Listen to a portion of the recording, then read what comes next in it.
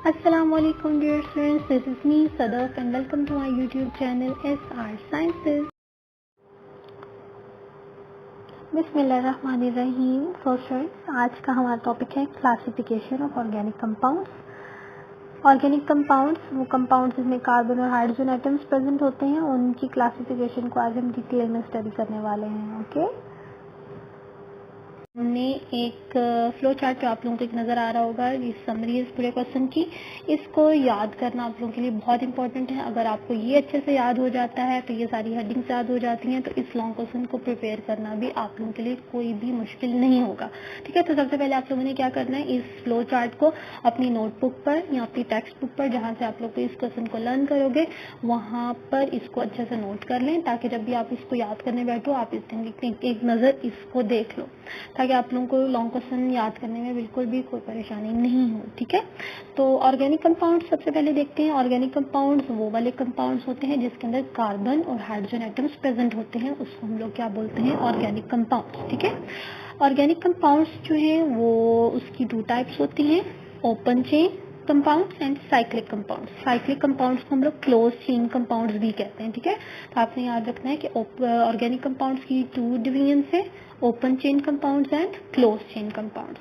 Open chain compounds हैं वो मजीद 2 तरह के होते हैं, कुछ स्ट्रेट चेन होते हैं और कुछ में ब्रांच चेन होती है। ठीक है, कुछ बिल्कुल सीधे होते हैं, कुछ के साथ कुछ ना कोई एटम अटैच हो जाता है, उसके अटैचमेंट की वजह से उसकी ब्रांच कहलाती है, और इस तरह से इस किस्म के कंपाउंड्स को हम लोग क्या कहते हैं, ब्रांच चेन कंपाउंड्स। कितना ईजी है। और साथ में साइक्लिक कंपाउंड्स हैं जिसको क्लोज चेन कंपाउंड्स भी कहते हैं। क्लोज चेन कंपाउंड्स में वो 2 तरह के होते हैं, कुछ होमोसाइक्लिक होते हैं और कुछ हेट्रोसाइक्लिक।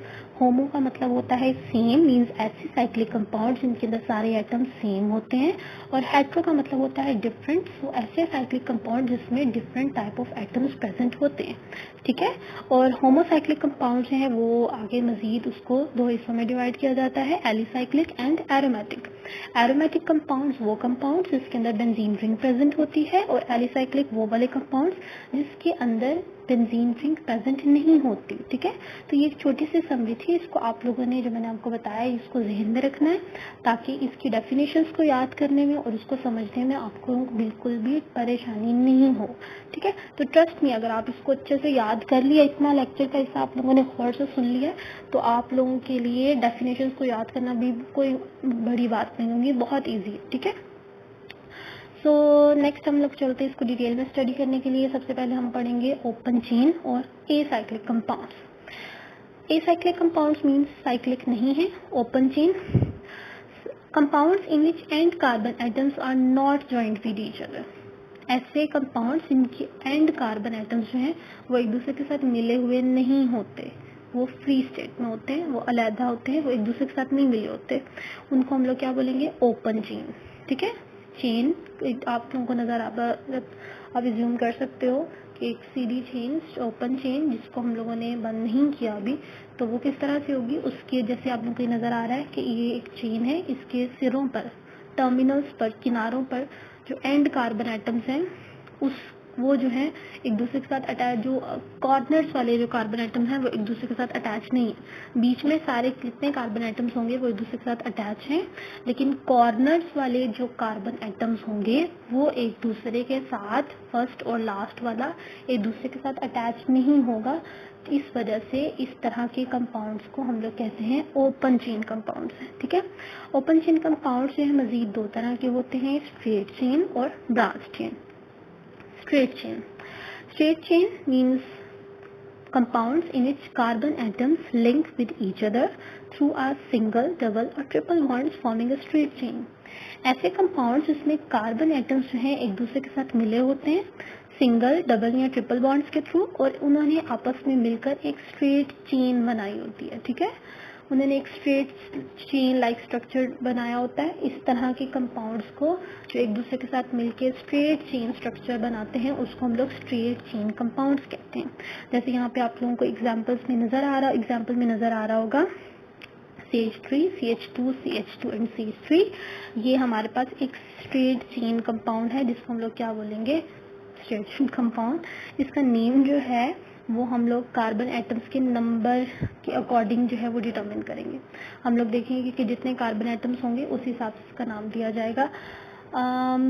शायद अब इसका जैसे यहाँ पर 4 कार्बन एटम्स हैं, 1 2 3 एंड 4। सो ऐसे कंपाउंड जिसके अंदर 4 कार्बन एटम्स होते हैं उसको ब्यूटेन का नाम दिया जाता है। ठीक है, कुछ बच्चों को इस बारे में पता होगा, कुछ को नहीं पता होगा। जिनको पता है बहुत अच्छी बात है, जिनको नहीं पता तो जहाँ पर ये क्वेश्चन है आपकी टेक्स्ट बुक में उसके वेरी नेक्स्ट पेज पर एक पूरा टेबल दिया गया है जिसमें डिटेल में इस चीज़ को बताया गया है कि ऐसे कंपाउंड्स जिसके अंदर 1 कार्बन हो उसको इथेन कहते हैं, जिसमें 2 कार्बन हो उसको मीथेन कहते हैं, 3 कार्बन के लिए प्रोपेन का वर्ड यूज किया जाता है और 4 कार्बन एटम्स जिस कंपाउंड में होते हैं उसको ब्यूटेन कहा जाता है। तो यहाँ पर जो स्ट्रक्चर दिया गया है इसमें 1 2 3 एंड 4 कार्बन एटम्स हैं, इस वजह से इस कंपाउंड को हम लोग ब्यूटेन कहते हैं। ठीक है,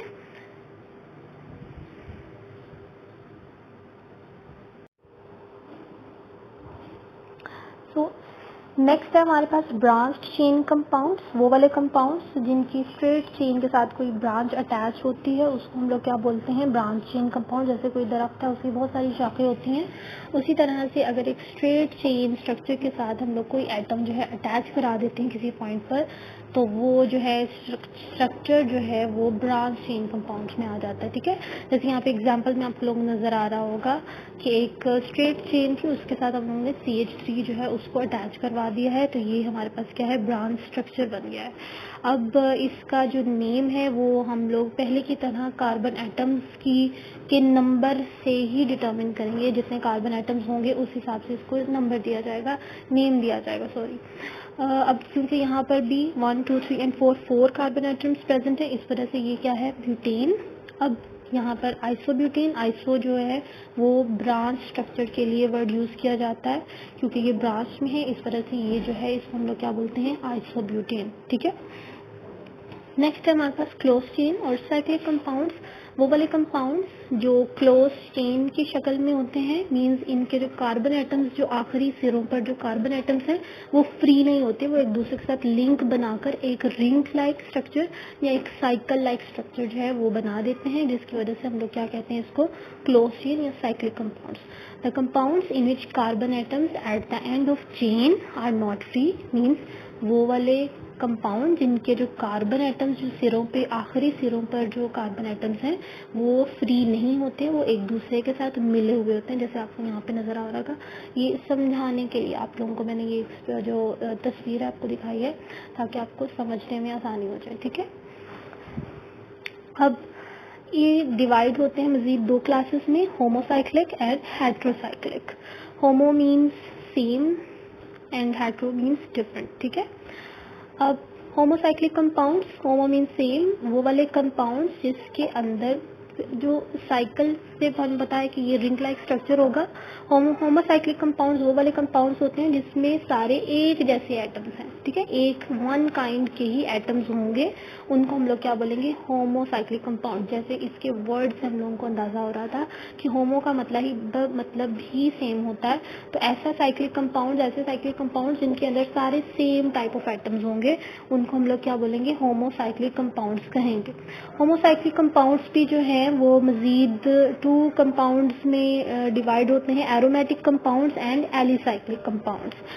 एरोमेटिक कंपाउंड्स वो वाले compounds which contain at least 1 benzene ring in their molecule.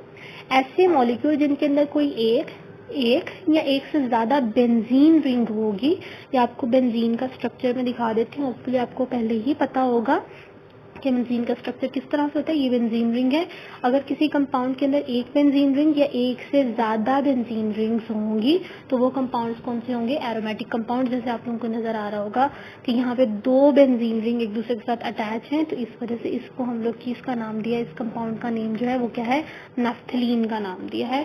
और इस किस्म के कंपाउंड्स जितने भी होते हैं जिनमें एक या एक से ज्यादा बेंजीन रिंग्स होती हैं मॉलिक्यूल्स में, उनको हम लोग एरोमेटिक कंपाउंड्स कहते हैं। और एरोमेटिक वर्ड वर्ड जो है अरोमा से निकला है। अरोमा का मतलब होता है स्मेल, क्योंकि इन किस किस्म के कंपाउंड्स जो हैं उनकी स्पेसिफिक स्मेल होती है, स्पेसिफिक किस्म की, जिसकी वजह से इसको जो है एरोमेटिक कंपाउंड्स का नाम देते हैं। और क्योंकि इसके अंदर बेंजीन रिंग होती है, इस वजह से इनको बेंजोइड एसिड बेंजीनॉइड कंपाउंड्स भी कहा जाता है। ठीक है, नेक्स्ट है हमारे पास एलिसाइक्लिक और नॉन बेंजोइड कंपाउंड्स। नेम से ही डिटरमिन हो गया कि वो वाले कंपाउंड जिसमें नॉन बेंजोइड है, मीन्स जिसके अंदर बेंजीन रिंग प्रेजेंट नहीं है। Compounds which do not have benzene ring in their molecules, जिनके मॉलिक्यूल्स के अंदर बेंजीन रिंग नहीं होती, उसको हम लोग क्या बोलते हैं, एलिसाइक्लिक या नॉन बेंजोइड कंपाउंड्स। ठीक है, अब यहाँ पर आपको नजर आ रहा होगा कि एक कंपाउंड है जो जिसके अंदर बेंजीन रिंग नहीं है। बेंजीन जो रिंग होती है उसके 6 कॉर्नर्स होते हैं, यहाँ पे 4 कॉर्नर्स हैं, और इसके अंदर कार्बन और जो हाइड्रोजन है उनकी जो रेशियो है वो भी बेंजीन से डिफरेंट है। तो आप उस हिसाब से ये जो 2 एग्जांपल्स यहाँ पे दी गई हैं, साइक्लोब्यूटेन एंड साइक्लोहेक्सेन। ब्यूटेन की एग्जांपल्स हम लोग पहले भी पढ़ चुके हैं। पहले हम लोगों ने एन ब्यूटेन देखा, वो एक स्ट्रेट चेन स्ट्रक्चर था। फिर हम लोगों ने आइसोब्यूटेन देखी, उसमें जो है क्योंकि वो एक ब्रांच की शक्ल में थी इस वजह से उसको आइसोब्यूटेन कहा था। अब यहाँ पर भी 4 कार्बन एटम्स प्रेजेंट हैं, 4 कार्बन एटम्स की वजह से इसको ब्यूटेन कहते हैं, लेकिन क्योंकि ये साइकिल की फॉर्म में है इस वजह से इस जो कंपाउंड का नेम क्या होगा, साइक्लोब्यूटेन। और जो नेक्स्ट लास्ट पर हमारे पास जो कंपाउंड्स हैं वो हैं heterocyclic compounds. Hetero means different, so ऐसे compounds which contain 1 or more atoms other than carbon atoms in their rings।